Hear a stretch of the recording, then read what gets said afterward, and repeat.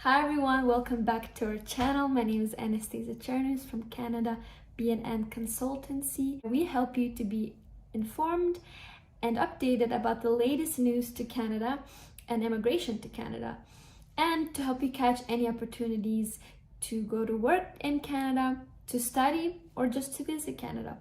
Our goal is to help simplify the process about immigrating to Canada. So let's get started. So today you're just in luck because this video that you have landed on is part 1 of our part 5 series on how to get a temporary work permit in Canada. Part 1 of our series is going to be talking about how to find a job in Canada in 2021.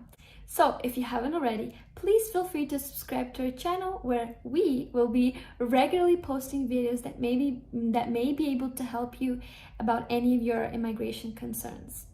So today's outline of the video, we're going to be talking about the steps of how to find a job. So it will begin with where to begin.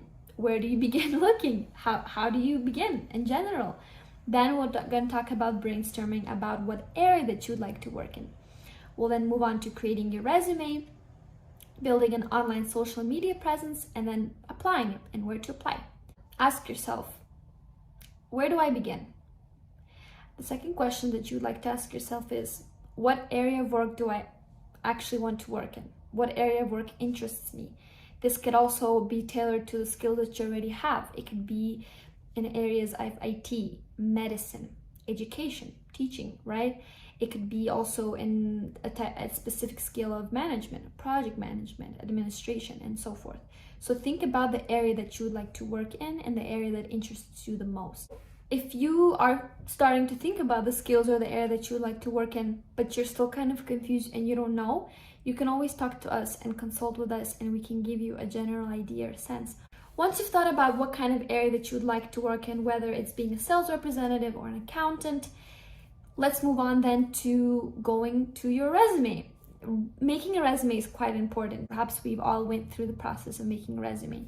However, making a resume geared towards a specific country and specific jobs is a completely different story. You definitely need to minimize and make sure that your resume is tailored to the specific country that you're applying to. The general idea that you need to have is that Canadian resumes need to be divided in about 4 sections.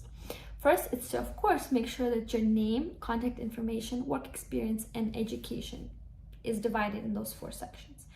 What not to include, of course, is overly personalized information, such as whether you're a marshal status or where specifically you're living, or even your age. Something very specific details about who you are is not necessarily important to add into your resume. Also, an important thing to remember is not to include your photo in a Canadian resume, simply because it creates a sense of biasness. So once you've thought about what kind of work you'd like to have or what kind of area of work you'd like to work in, and then you've created a resume tailored to that specific type of work, then we're going to move on to creating your social media platform. Creating a social media platform is quite important because this is the opportunity for employers to find you, to get familiar with you, and also for you to get familiar with them. So it's just a way to connect to the job market. So the first place to start from is LinkedIn. LinkedIn is a great place to start from because it's essentially the Facebook of building yourself professionally and getting yourself out there for the job market.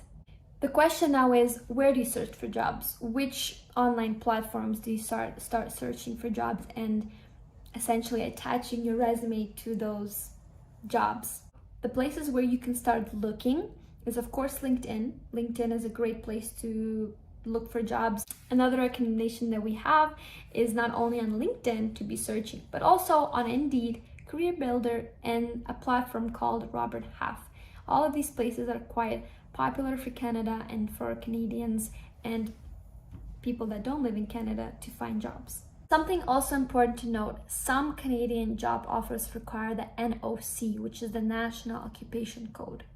The National Occupation Classification Code is basically the IRCC's way of reviewing the applicant's work experience and evaluating it. To discover more in detail and to figure out what is your classification code, please feel free to contact us. We'll be glad to help you. So there you go. These are some of the basic steps of how you can find a job and where you can begin.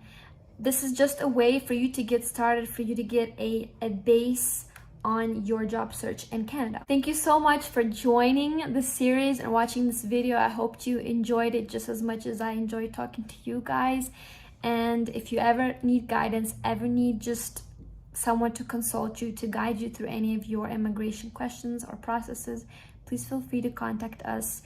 I will link all of the information down in the description box below. Please feel free to join for a part 2 video in our part 5 series. We're so excited to see you and speak with you next week.